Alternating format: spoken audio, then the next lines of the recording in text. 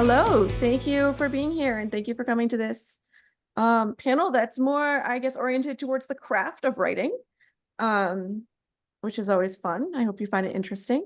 If you don't know me, my name is Sandy Lowe. I'm the Bold Strokes Books senior editor. And today we have with us Suzie Clarke, Cari Hunter, Ileandra Young, Claire Forsythe, and Kristin Keppler. Hi, guys. Hello. Hi.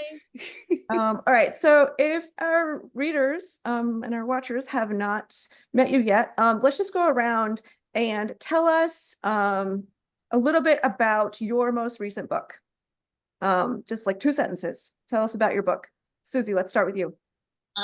Western Blue is my most recent book. It's a Western set in Nevada in 1886, and it's about a woman who is cheated out of her inheritance and has to go to another ranch. It's beat up, rundown, and it's a story of her and how she survives and what she has to do. Awesome. That sounds great. Illy, how about you? Tell us your latest book. I'm trying to remember what it's called. It's called it's called Blood Rage. It releases in February, and it's the last in, well, I say the last, it's the third in my Spear Mission Files trilogy, I guess, at this point.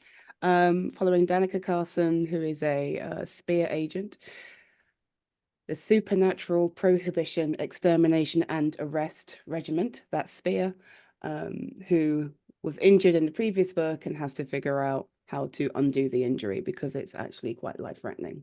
I like it. All right, and if people want to start at the beginning of your trilogy, the first book is called Both Ways, just in case you want to look that one up. Thank you. Cari, how about you? Tell us about A Calculated Risk. I actually have the cover. Yeah, it is the first in a new Prime thriller series set around my neck of the woods, so Northern England, featuring everything you've come to expect from me, really. Death, blood, mayhem, and a DI called Joe, who kind of stumbles across an old love of hers during the course of an investigation and butts heads with her quite a lot. I love it. We're gonna have to put that tagline on your next book: Death, Blood, Mayhem by Cari Hunter. Kristin. Oh, there it is. There it is. Awesome. I fixed it. Nice. There you go. I did the thing. Kristin, tell us about your book. Okay, so it's called Homeland. It's the third book in a trilogy. It's dystopian enemies to lovers. The first one is called Wasteland, the second one Outland, and then the third one is Homeland. All right, awesome. And Claire. Oh yeah, yep. Can you hear me? Yes. Yeah, that's okay. My latest book is called We Met in a Bar, and it's basically a woman goes undercover into her own bar as a bartender to try and catch a thief. And there she meets no strings, no commitments type of girl, and who couldn't be further from her type. But the two keep crossing paths, and they maybe become a little bit more of each other's type as time goes on. All right, awesome. If you want to check those books out, we are having a sale at the Bold Strokes Bookstore. I'll put the link in the chat roll at some point. Also need to make sure that everyone can type in the chat roll if you're having problems with that today. Hang on. All right. So we were just talking in the green room earlier about how difficult this topic is to sort of pin down. So I searched Google for some definitions of what is author's voice. And here's what Google has to say. Voice is the way a writer chooses their words, structures their sentences, and even uses punctuation. An author's writing should reveal their attitude, personality, and character. If an author has done an awesome job of including their unique voice, a reader should be able to identify the author by simply reading a small section of their work. So that is about the best definition that I could find about what is voice exactly. I think it's the thing that makes a particular writer's work unique and recognizable.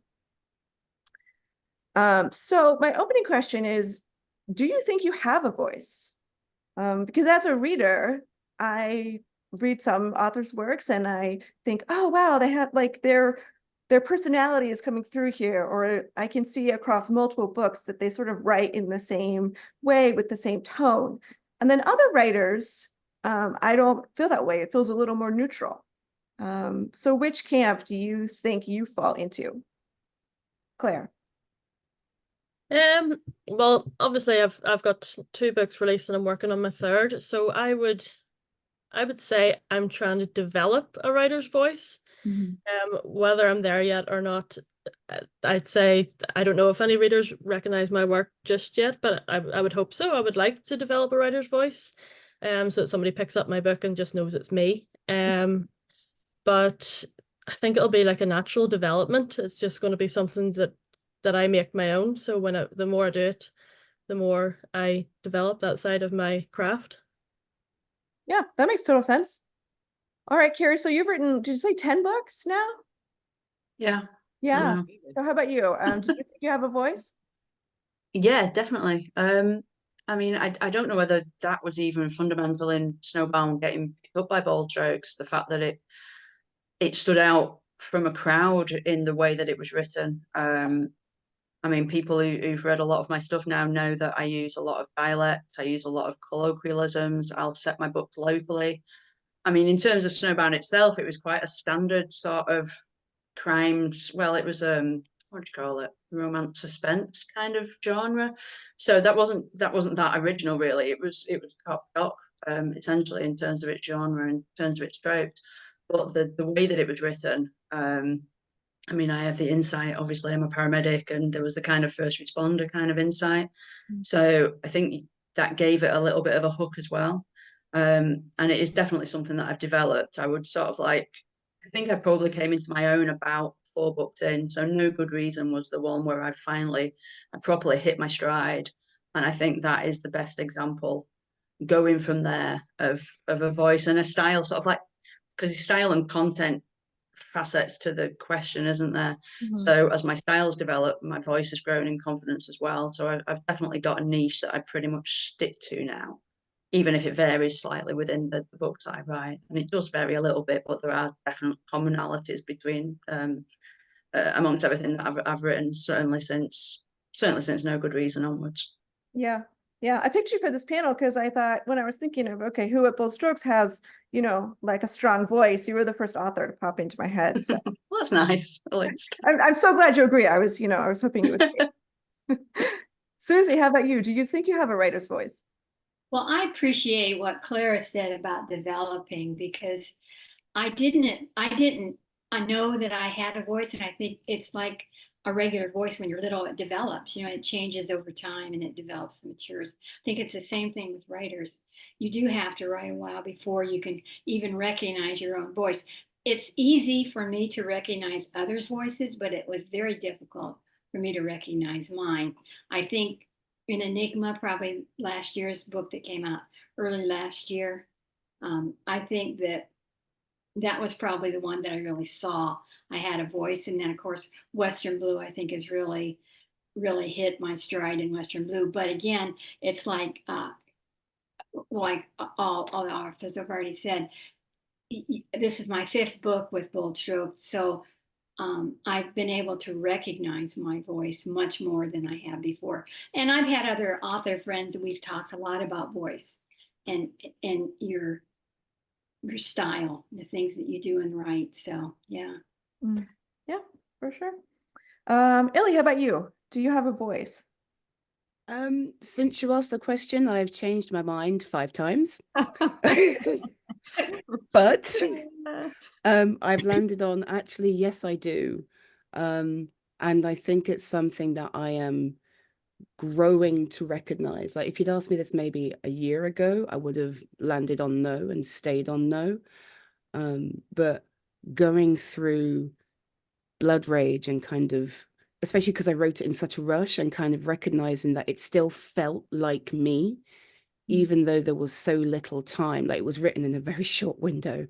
There was a lot happening. So recognizing that it still felt like me, even though it was written under different circumstances, says to me, yeah, I do have a distinct way of writing. But prior to this, I probably wouldn't have called it voice. Mm. But if I'm to compare urban fantasy with romance or erotica, I notice something different there when I go back. So I do have a voice, but I think mine morphs depending on what I'm writing, which I hope we can talk about later on. That's interesting. Interesting. Kristin, how about you? Especially since you wrote Homeland and the other books in the series with a co-author. Yeah, which by the way, I told her, I flipped her our prep email, and she was like, good luck. I would just pretend that my feed went out and would not want to answer those questions. But thanks, Alyssa, for the pep talk. But I don't know. I didn't know if I had a voice.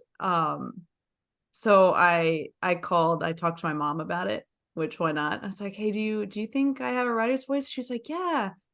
Oh, okay, I do. Well, how would you describe it? She goes, well, I just finished reading Britney Spears' book, and the way she writes, I can tell that she writes different than you. And I'm like, okay, so my voice is not like Britney Spears. Noted. That didn't help much. But I did give a lot of thought to this question, and I do think that I do have a writer's voice. I just didn't know I had one. It was just, to me, it was just the way I wrote. Mm-hmm. And then I think going back, I'm like, this is how I write. This is clearly a distinctive writer's voice, which is interesting with the co-author, because her voice is a little bit different than mine.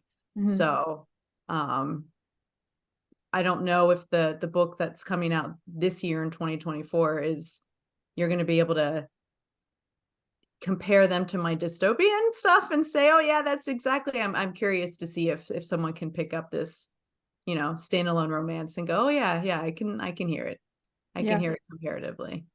So what I'm hearing from all of you is that it takes a few books to sort of find your voice and get your stride when it comes to kind of putting yourself and your own personality and your own take into things. But I also think you don't necessarily have to have a real strong writer's voice, right? I think there are some advantages to having something that's maybe a little bit more neutral as well. So don't feel pressure to if you're not Cari Hunter, who I don't think could possibly write without all her little colloquialisms. All right, so to help our audience, because again, this topic is kind of hard to pin down, let's have some examples from your work or from someone else's work if you don't want to show your own, examples of what you mean when it comes to voice. And we'll start with Cari, since I've been picking on you. This is a bit from Breathe that I picked out. See, it's difficult to sort of like specify again what the question actually what it actually means. So this is a kind of example of the way that I would write characters rather than my writer's voice in terms of style, grammar, punctuation, politics, etc., etc. I think people would have a pretty good idea of who wrote this if it was read out to them. So this is from Breathe, and it's between Rosie and Jem, who are the main protagonists. So Rosie starts with, "Don't be a daft apeth. You've been ill, Jem. You're allowed to look like death warmed over." Rosie scrutinised herself in the mirror and wiped sleep from her eye. I, on the other hand, have no such excuse.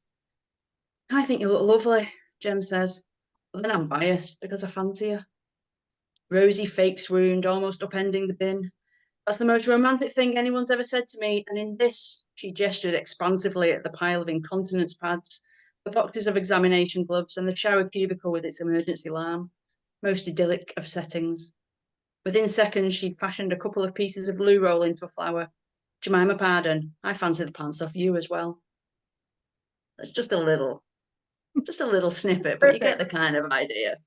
There's a few things you'd have to Google there if you weren't a Brit, I guess. Only Cari Hunter would put romance and incontinence pads in the same scene. Yeah, basically, yeah, that's my bag.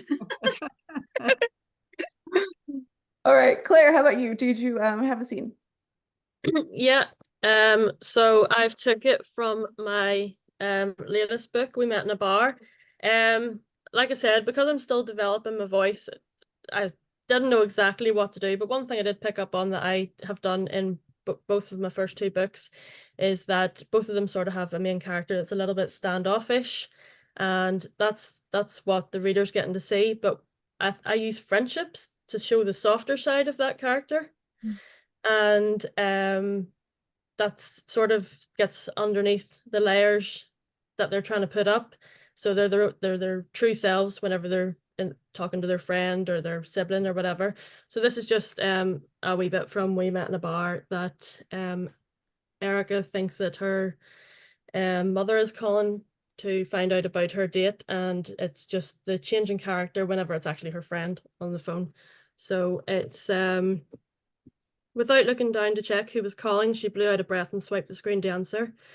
"Hello, Mother," she said. She tried to muster up a slight tone of enthusiasm, though she wasn't too sure about her success levels on that one.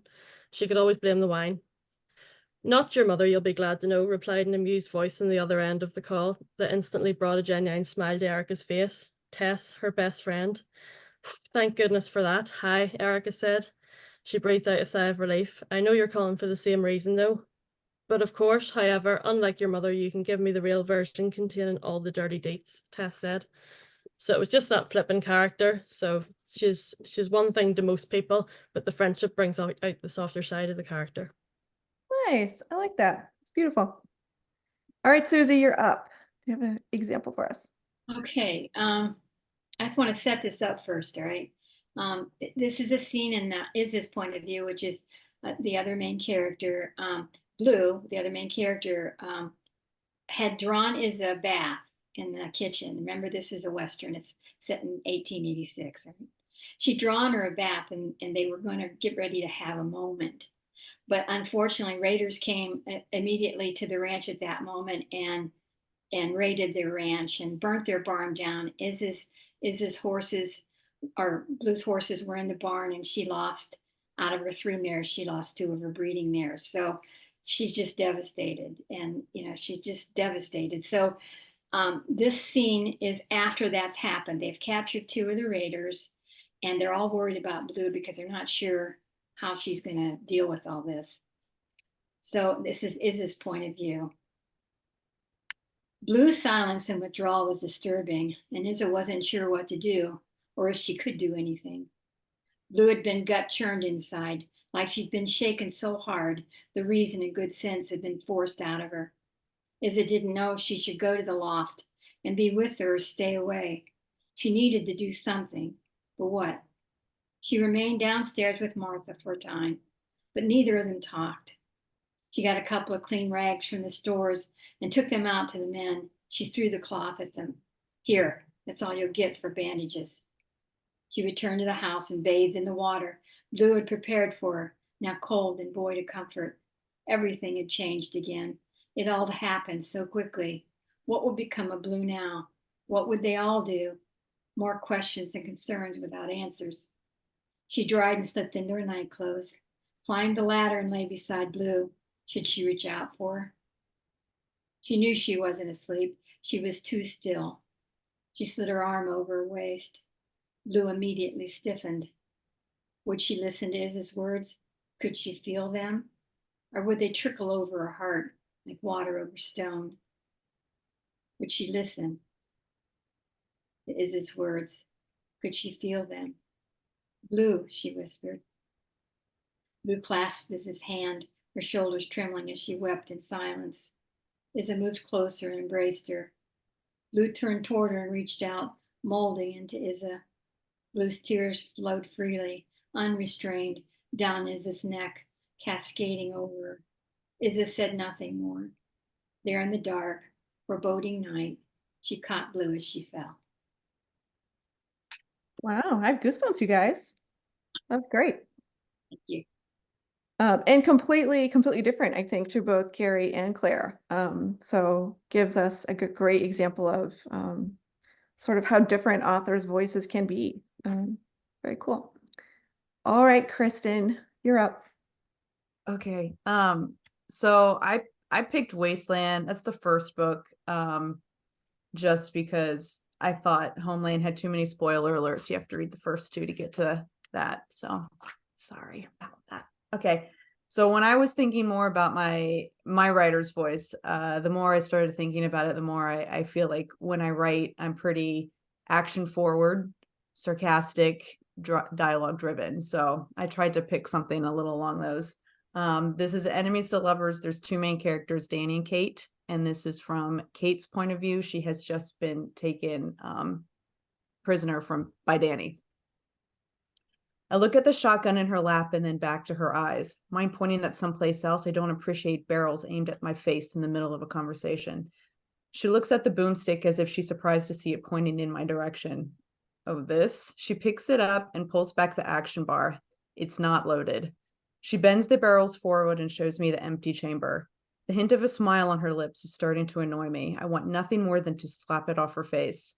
She watches in amusement as I close the distance between us as far as my restraints will allow. There's a slight tug around my ankle, preventing me from reaching her, but now I'm only a few feet away. She remains perched on the desk, unmoving and unfazed. I cross my arms. You're part of the resistance. She shakes her head. I'm not part of anything, which would explain why you let those raiders slaughter us. She shrugs. It wasn't really my fight. The way she says it, so blasé, it infuriates me. That's what I think. Love it. All right. Illy did not do her homework, so she has an answer. I have something now if you want Oh, it. you do. Oh, look at that. Yeah, It's funny through. because The 11th hour. Love it. Go ahead. cheers. This is actually a portion from both ways, and I often choose it to read, and I thought, oh, I choose this to read because it's exciting and there's action. But actually, when I think about it, it's a pretty decent example of how I choose to write things, whether it's conscious or not. I notice that I'm very fond of blank space on a page, which I guess from a business point of view must be very frustrating because that's expensive. But yeah, this is both ways. Danica has fallen asleep in the bath and someone's in her house and they shouldn't be. So she's a bit concerned. And this is what I chose to do. Cold, dark. I sit up. Water laps my chest and stomach. Huh? A hand slaps over my mouth. Terror slices through me. Icy, dagger-sharp panic locks the breath in my throat. Quiet. I can't. Too confused. Need to stand, see, think. There's someone here. That voice, I know it. Soft and hushed, but familiar. Frigid water sloshes around me. I flail, catch flesh. Yes, punch, kick, fight back, attack, escape, survive. Loud thudding fills my ears. My skin prickles with goosebumps. Combat lessons flash across my memory. Every training exercise, sparring match, and test. Move now. I plant my feet and push, but the ground is cold and slippy. Water sprays across my shoulders and face, into my eyes, up my nose. Stop it. Again, I thrash about, aiming for that voice. My fist catches hard flesh and draws a grunt of pain. Punch again, again. My hand strikes air. They've gone? No, the hand is still on my mouth. Agent, please stop hitting me. What? Rain? I whisper into the fingers mashed against my lips and teeth. Silence. The hands lift. Yes. Are you okay now? There you go. You did it. That's great.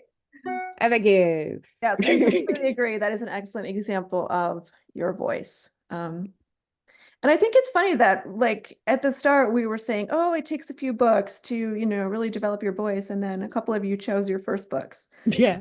Examples, which I think is it's just fun because you can. I think it takes a few books for you to recognize your voice, perhaps, but not for it to be there. So, alrighty. So I'm interested in how easy or difficult it is to sort of put your voice into your work. Because I know, at least with my own writing, my first draft is, you know, horrible. There's no voice. It's like, you know, so boring. And it's only on the second pass that I, have to kind of get creative and more of myself comes through. So what's it like for you guys? Is it easy to write kind of with your own style and flair, or is it something that you have to work at? Kristin. I think for me, I'm opposite of you, which I don't know if that's a good thing or a bad thing.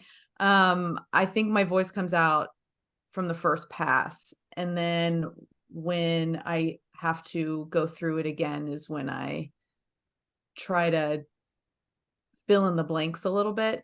I don't know if you were planning on asking this question later or not, but writing with Alyssa was very interesting because she and I have different strengths. So I'm very, very dialogue driven. And when I do my first pass, it's usually just dialogue. And then I do like the minimal like action and setting. And what was great with Alyssa's, her strength is we used to say I'd write the bones and she'd add the meat, which is kind of gross, but that's our little joke. But so she would go through and really, give the story, like flesh it out. So I find that writing on my own, I have to work harder in doing that part, and I'm not really great at it. So so I think for me, the voice really comes out at the beginning, and that's the easy part is the dialogue and the action forward. It's everything else, I think, that's a little bit harder. Yeah, that makes sense. Your voice comes very naturally to you, so that gets you on the page first. Claire, how about you? Is it easy or difficult to infuse your work with your voice? I think it changes day to day. Like there could be a writing day where there's just 3,000 words that come out, and you feel like you've nailed it, and you read over it and you think that's actually really good. Here, somebody read this. That's good. I like it. And there's another day that you could struggle and you go back and read it the next day and it looks like I've written a business email or something, and I'm like, who even is that, and who's going to want to read that, and have to basically start again and spend the first 2 hours of writing fixing everything I did the day before. So I think because it varies, I'd say maybe it can be difficult enough, but some days you strike it lucky and your voice just comes out naturally. Yeah, that makes sense. Illy, how about you? Easy or difficult? I think the way I write makes it easy, because now I know what I'm doing and where I'm going when I'm writing. It's very simple to just sit and bleh. For want of a better phrase. I always call my first drafts my brain vomit. I apologize, but like because it's just me putting words down, it feels authentic and close to me because I'm not filtering myself or trying to make anything pretty yet. It's just about getting it from some bullet points into prose that works, which means I'm not thinking about my voice, which means it's just there. So when I come to edit it afterwards, that's when I start to recognize the little things I do or phrases I might use or how many commas I like to put in where they don't belong, or hey, how long is this sentence anyway? And why have I done that kind of thing? That's when I notice that stuff, but it's definitely there from as soon as I start writing. Yeah. Because I do it so freely and without thought. I don't think. Awesome. I'm jealous. All right. Take notes from you guys. Cari, how about you? Easy or difficult? I think it's pretty easy now. I think part of my difficulty is sort of like trying to moderate it and modulate it a little. I mean, I've got a style that works for me now. I've kind of pared down my writing style since Snowbound. You just develop your own kind of way of writing. So I'm not a terribly flowery writer. I tend to be quite direct and forthright in the same way that I would speak. I tend to be a no kind of strings attached kind of writer. So why use 5 words when you can use 1? I use a lot of dialogue tags, love them. So that kind of style is something that I will use no matter what I'm writing. And then the voice will depend basically on the characters. So if I'm setting something around these parts, you know, I will go for the dialect, the colloquialisms that people kind of expect from me. A calculated risk is very northern, it's very local to where I live, where I work. And whereas something like Unbreakable wasn't, it wasn't as set in a specific location. It started out in London, it had London-based characters, it moved up to the north for its finale.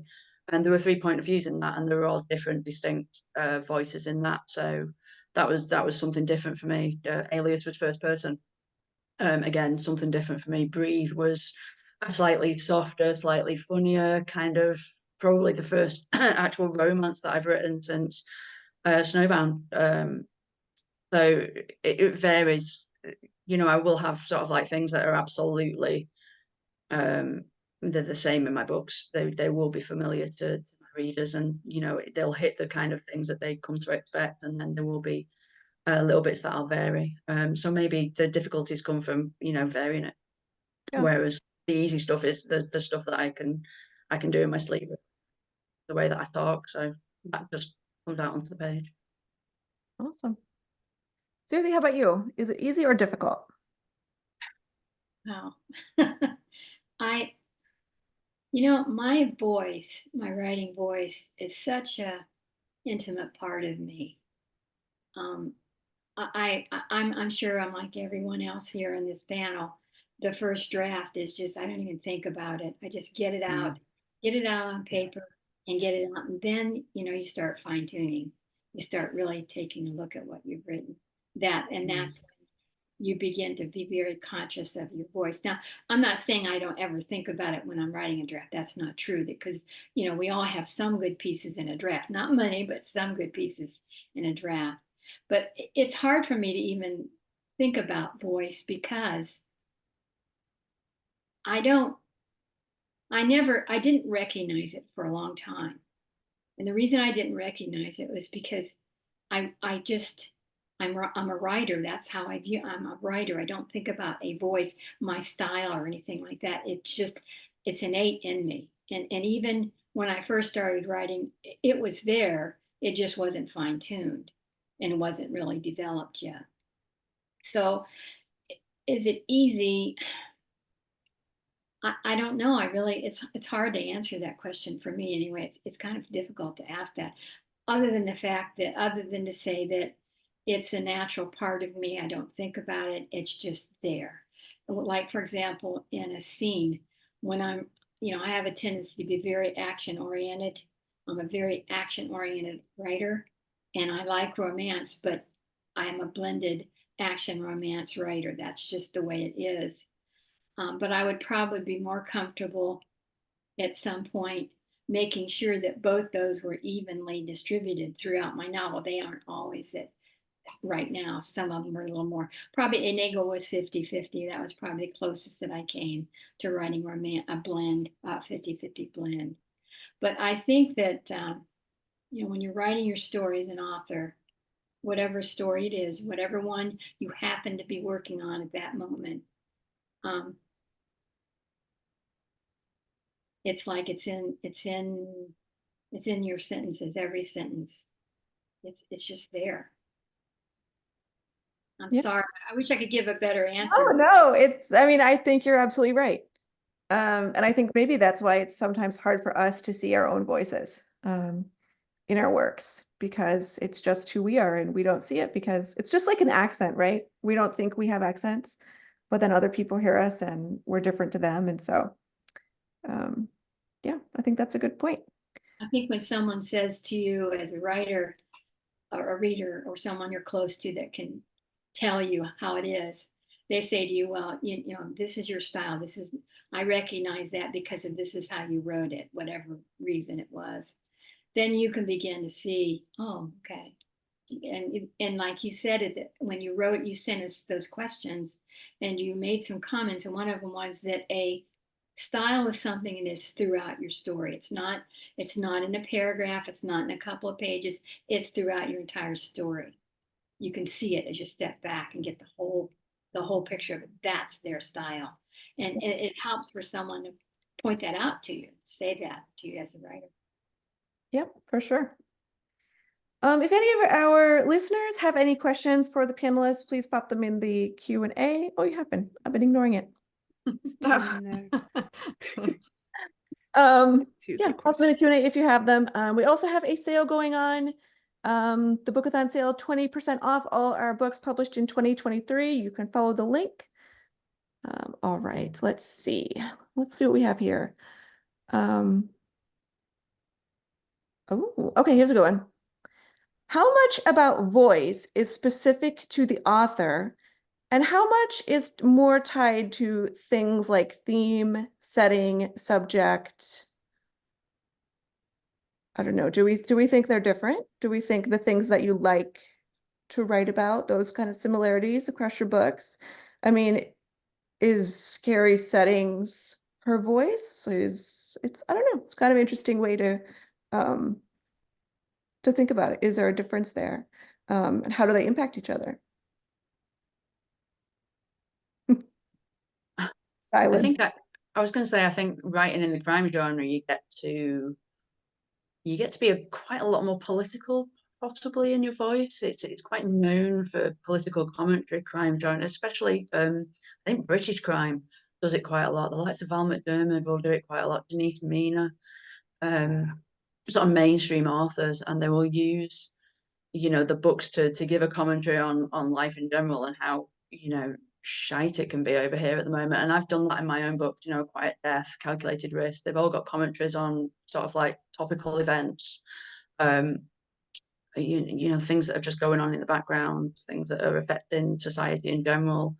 And they will be my opinions a lot of the time, and it will come out in the narrative. So I think you kind of get a little bit of a free pass in terms of using your voice in crime, because it is quite easy to make those points by enveloping it with the story itself. So you use a rip from the headline kind of story, and you can make some comments. You can slide some comments in. I usually slide something about the Daily Mail because I hate it. Something like that will come out, and I think I've said various things like, I wouldn't piss on their newsroom if it was on fire, kind of thing. And that's me saying that, but it'll be through one of the characters that's saying it. So it is quite easy to make those points as a crime author, more so I would have thought than more of a standard romance author, where I don't think your readers really want to hear about Brexit and poverty and food banks and trafficking and stuff like that. So that definitely that comes into genre and makes it gives you a little bit of a leg up, I think, in terms of getting your points across. That makes sense. Suzie, how about you? Do things like setting, subject, theme, are those things voice, or is voice something else? I think the question by the viewer was how much about voice is specific to the author. All I can, for me, it's everything. It's everything is specific to that author. Authors have a tendency to write preference. Sometimes they write things that their preference for their topics, but that's not necessarily their voice. At least I don't think it's necessarily their voice. It's their choice of preference to write particular topics. But you should be able, if an author really has developed their voice, you should, and voice or style, you kind of use those words intermittently. You should be able to pick up a book by that author, or maybe there's 3 books, one by this particular author. You pick it up and you can tell it's that author without even reading the name of the author. You could tell it's that author. I know a couple of authors that are like that. I can tell if someone would give me 3 books, I'd be able to pick out the one I'm thinking of, because I could just read maybe a page or 2 of them and I know it was them. And it doesn't necessarily have to be one particular subject or genre in their books. Yeah, makes sense. Anybody else want to jump in? Yeah, I think it's individual to the author. Some authors will find that their voice shifts a little bit one way or another depending on what they're writing, and I think others might not. an example I tend to think of when I'm thinking of someone else. Sean Hudson is a horror / crime / gross writer, and I am confident I could pick up just a sheet of A4 with some text on it, and if it was him, I would know it was him.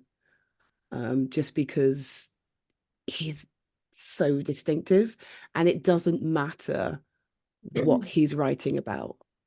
I believe I'd be able to recognize his voice, for instance. But if I was thinking about me and my writing, I believe that my voice does shift ever so slightly depending on what I'm writing. If I'm writing a straight urban fantasy, then it might even feel just more like me, like older, slightly jaded, tired me. If I was writing high fantasy, which I've got, in the back brain on my roster, I think it might sound still like me, but maybe lighter, maybe a bit more optimistic, maybe a bit more youthful, but still like just a younger version of me. But I do have to acknowledge that one of the reasons I'm thinking that is because the last time I wrote high fantasy, I was probably 12 years younger. So it would be really interesting to see how much my age and my own experiences affect my voice when I'm writing about different themes, different genres, different characters. I'm looking forward to exploring it, but I think for me, yes, it would, but it doesn't for everyone. Yeah, that makes sense. I mean, even when you think about something like setting, right, which you wouldn't necessarily think would be impacted, by voice, the way that author describes the setting, the details that they choose to, point out, all those things, I think, can be aspects of a voice and are specific to that author. Yeah. Interesting question. All right, so your comment kind of leads us into the next one. We gave some examples actually of other authors that we think have strong voices. So do you have anyone in mind, like someone a book that you've read, an author that you've read that has a voice that resonates with you? And the listeners too, if you have someone in mind that has a strong voice that you want to recommend, pop it in the chat. We'd love to see it. I don't know if I necessarily would say that it resonates with me, but I think Georgia Beers has a great author's voice. I think I could point out a Georgia Beers book like that. Yeah, they're just very comforting to me, and she has the same lightheartedness, like wistfulness about her writing. So yeah, great option. Claire, how about you? Anybody you can think of? Bonus points if it's bold strokes, but it doesn't have to be. We'll still love you. Yeah, I'm just actually I'm seeing them coming in the chat there. I would agree with Georgia Beers and also Melissa Braden as well. Like you pick up with Melissa Braden and you read it and you just know from you meet the very first character that it's her. And it's such a great skill to write that because the characterization and all is just fantastic. Yeah, for sure. Cari? I think I love first person me. I think it's really sort of like involving as a narrative kind of tool. So I mean, one of my favorite books is Codename Verity, which is a dual first person and two very, very distinct voices, one of whom is an incredibly unreliable narrator. But it's a gorgeous story. If anybody, it's a book that I will endlessly recommend. And it's got two very distinct voices by a Scottish author. So one of the characters is Scottish, one of the characters is actually from around my neck of the woods, around Stockport. But it's a beautiful story and it's beautifully told into, like I say, really distinct voices with beautiful settings described through the eyes of these two women. It's a wonderful book and it's lovely. It's so well done in first person. It's so difficult to do a dual first person and work like that, but Elizabeth Wine really does. So yeah, that would be a book I would hold as a good example of this. Yep, I would agree. Very good one. Suzie, how about you? Any recommendations for authors with strong voices?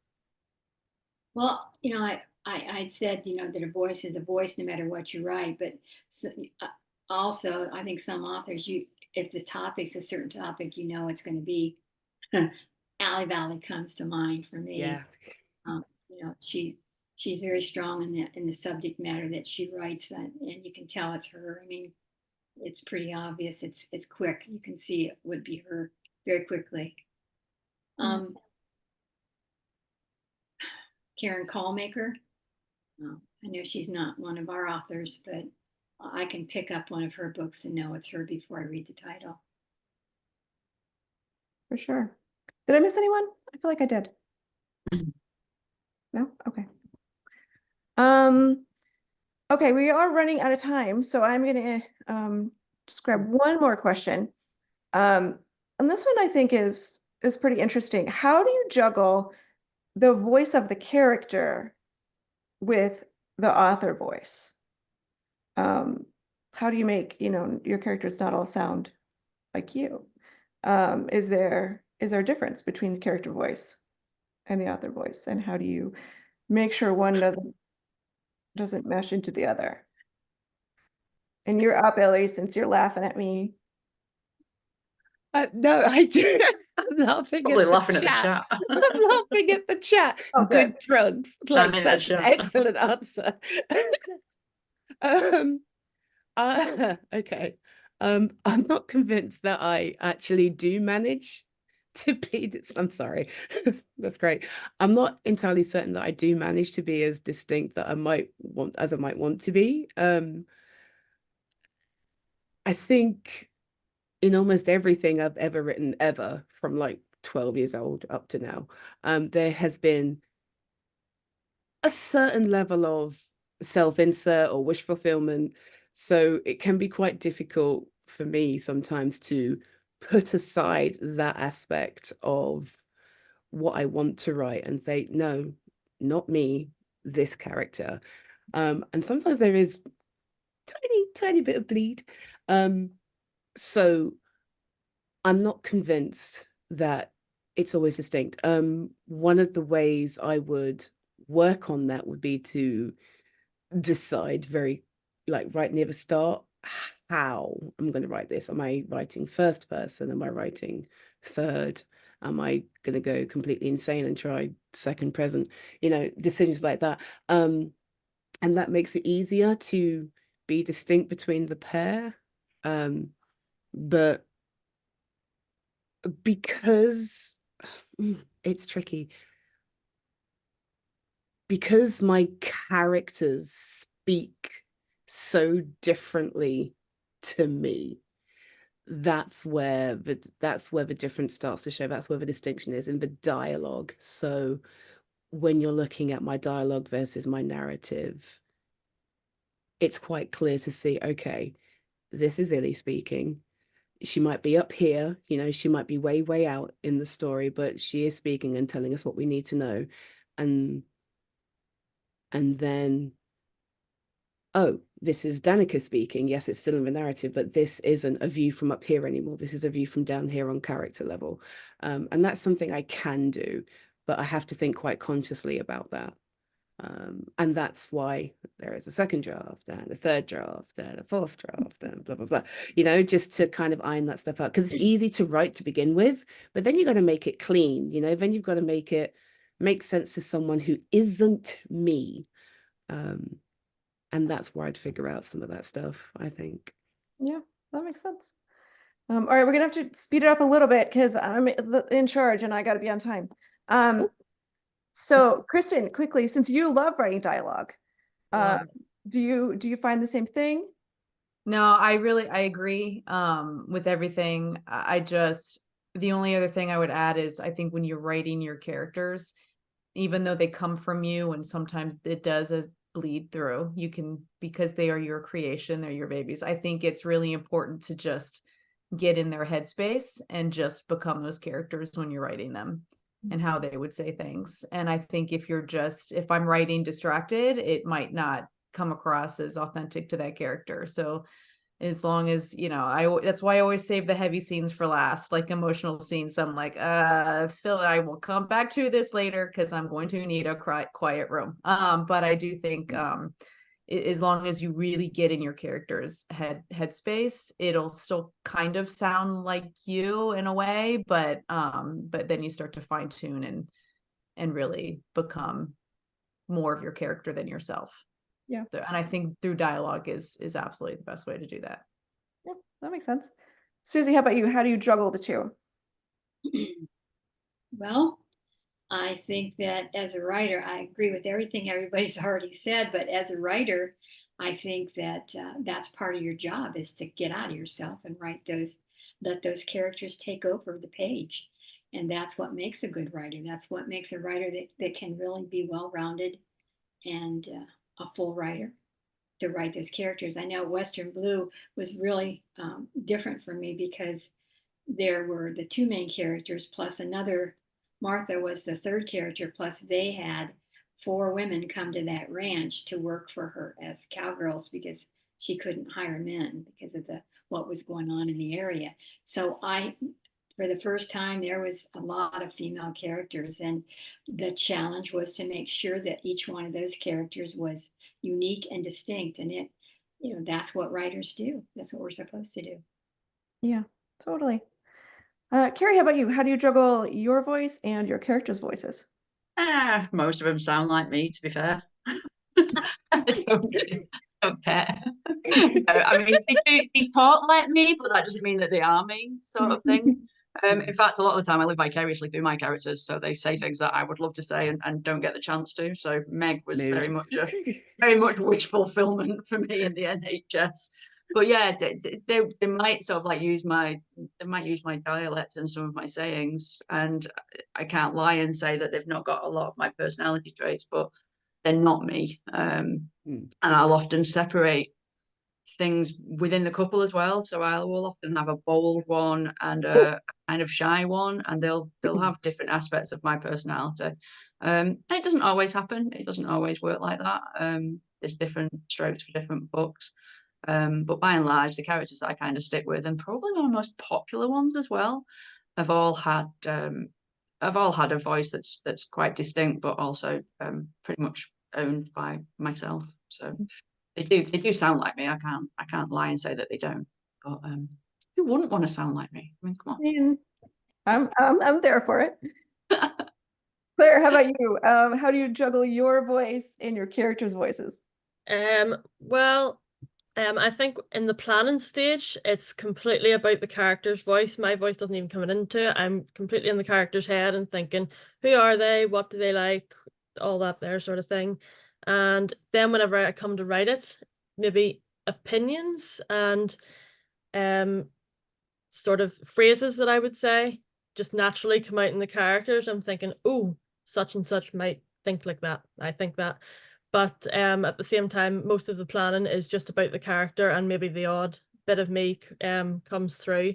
And then I write things that probably are only recognized in Ireland, that nobody else would have a clue what I'm saying. So then I have to go back and look and think nobody else is going to know what that means, and take it out, and then the character gets their voice back again. But yeah, I'd say in the planning stage, that's whenever I would make sure it's the character's voice, and like I said, a little bit of me comes through just during the writing part. Listen, you got to keep the Ireland stuff in and make us Google. Yeah, Make us gonna say learn. that. At least keep it in. Let them Google it, do you? Yeah, I'll Google it. That's what it's Google for. Well, I don't know this. I'm gonna Google it. I'll do that next time. I'll Please leave do. a couple of little Irish idioms in there. Absolutely. Or I I'll hate message. voice. I message Georgia Beers all the time when I read her books, so I'll just message you and be like, "What is this?" I'll happily explain, no problem. Awesome. Well, thank you all so much for humoring me with this sort of, high level topic. And thank you to everyone who came to view us. I hope you learned something fun. Coming up next is, I don't remember,